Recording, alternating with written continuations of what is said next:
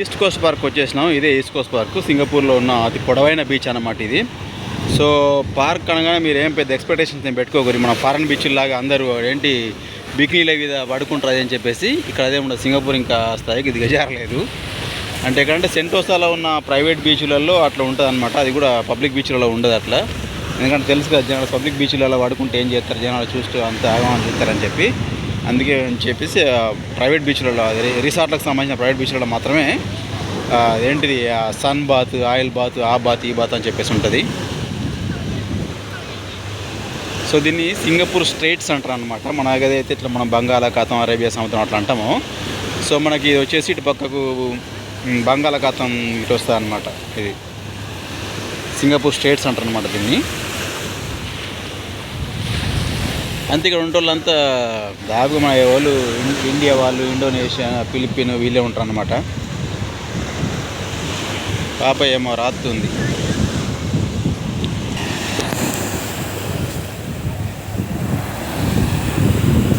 ఎన్నో చరిత్రలను తన గర్భంలో దాచుకున్న సముద్రం అని చెప్పేసి దేవిపుత్రుల్లో ఒక డైలాగ్ చెప్తే భారీగా ఉంటాడు డైలాగ్.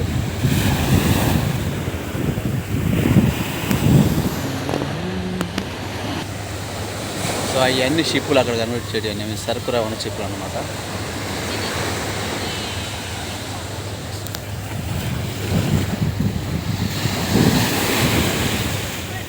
సో మనం కేవలం ఒకటే డ్రెస్ కూడా వచ్చినాం కాబట్టి దీనికి ఈత కొట్టడానికి వీలు లేదు అందులో.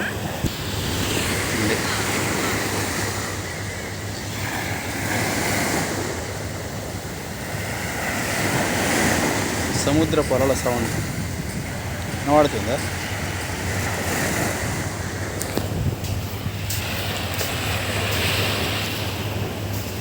వీడియో నిండా సముద్రం.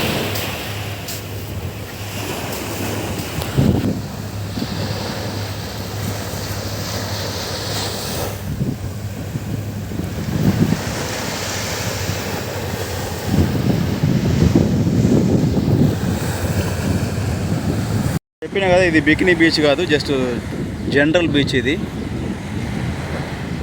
మామూలుగా వచ్చి కూర్చొని ఇంత అండుక తినడు, ఇంత మన దాగుడు దానికి పని తప్ప. కానీ ఇక్కడ మనకు ఇక్కడ బికినీల మీద కూర్చొని సన్ బాత్లు, ఆయిల్ బాత్లు చేసేంత సీన్ లేదు ఇక్కడ.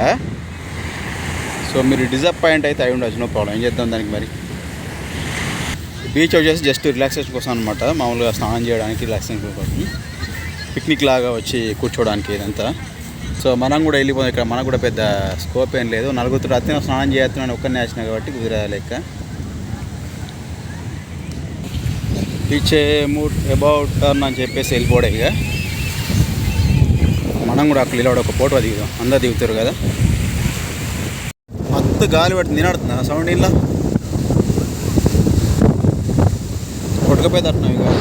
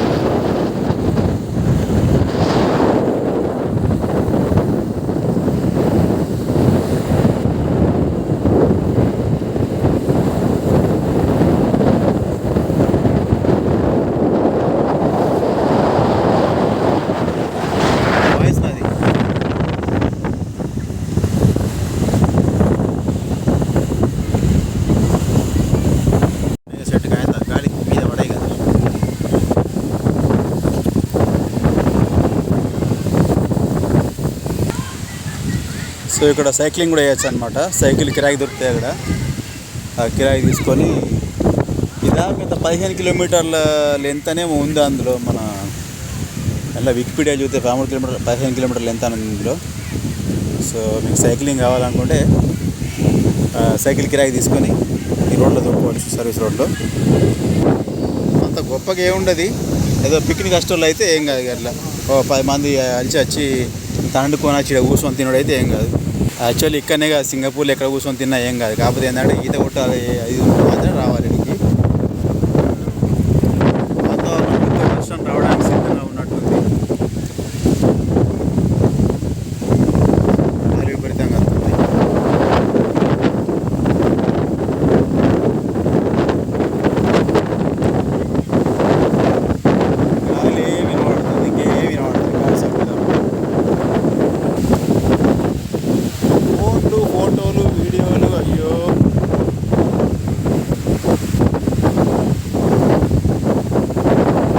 So east Coast park beach అంటే ఏదో ఎక్స్పెక్టేషన్స్ పెట్టుకొని రాకూడదు, ఇంతే ఉంటుంది.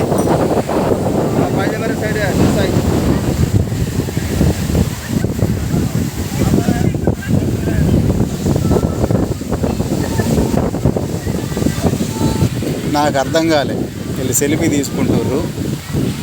ఇది లైట్ హౌస్ అనమాట. మనం చూద్దాం మరి దానిపైకి వీడియో తీయచ్చో లేదో చూద్దాం ఒకసారి. ఇక్కడ బీచ్ వాలీబాల్ కూడా ఆడుతుర్రు బాగానే మంది. సో ఇక్కడ కొద్దిగా మన కళ్ళకు కొద్దిగా పదనాలు కొద్ది అనమాట. లైట్ హౌస్ పైకి ఎక్కుదాం.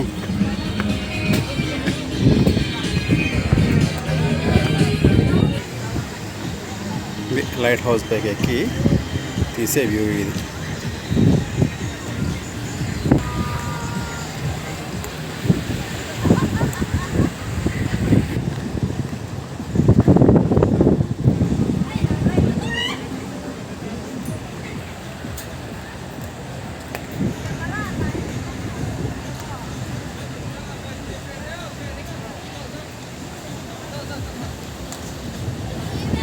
అక్కడ కుక్క అదేంది బాల్ తీసుకొస్తుంది కుక్క కనబడతలేదు, ఇక్కడ చిన్న ఉంది అది. Beach volleyball.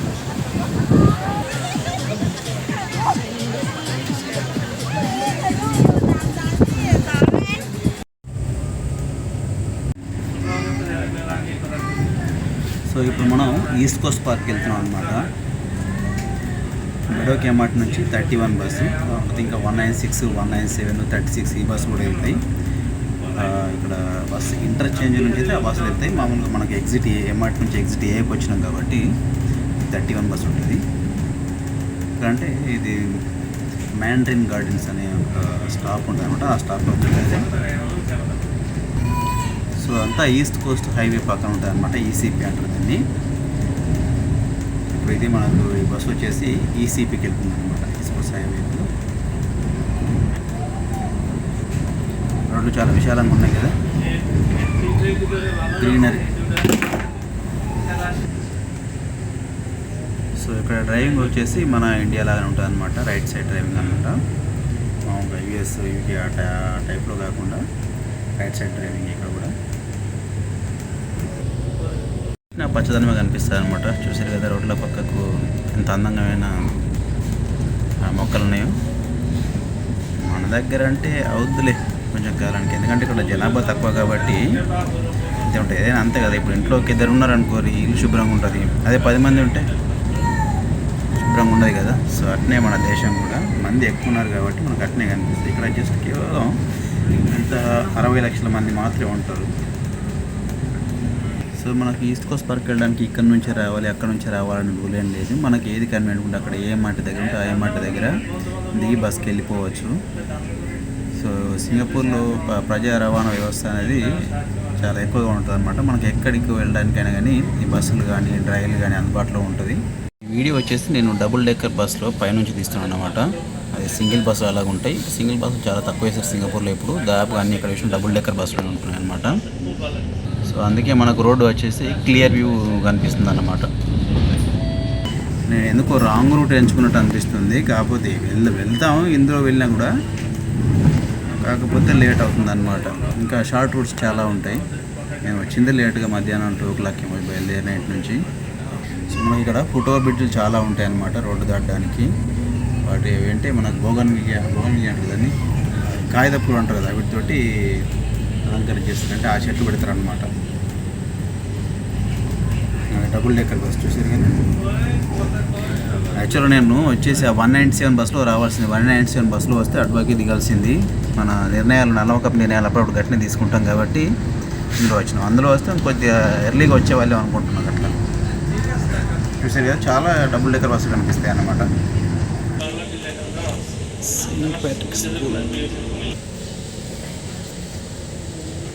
చాలా విశాలంగా ఉంటుంది. చెప్పిన కదా ప్రజా రవాణా వ్యవస్థ ఎక్కువ ఉంటుంది కాబట్టి రోడ్ల విస్తీర్ణం కూడా ఎక్కువ ఉంటుంది. సింగపూర్లో దాదాపుగా రోడ్ల విస్తీర్ణం ఎక్కువ ఉంటుంది. Clean and green. మన దేశం కూడా ఇట్లా కావాలని కోరుకుందాం.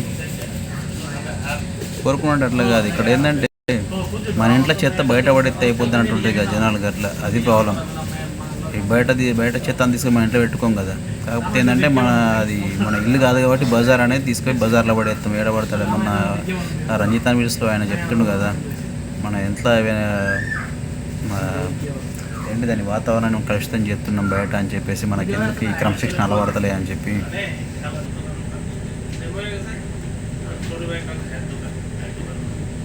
అన్నీ పబ్లిక్ బస్సులు అన్నమాట, పబ్లిక్ ట్రాన్స్పోర్ట్ బస్సులు.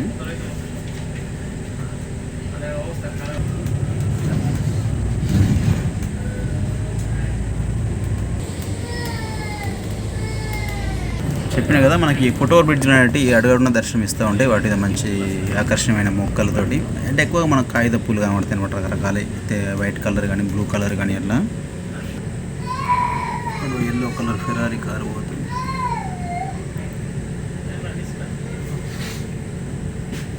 కొద్దిగా చూడాలనిపిస్తుంది ఎందుకంటే నీట్గా ఉంటాయి కాబట్టి.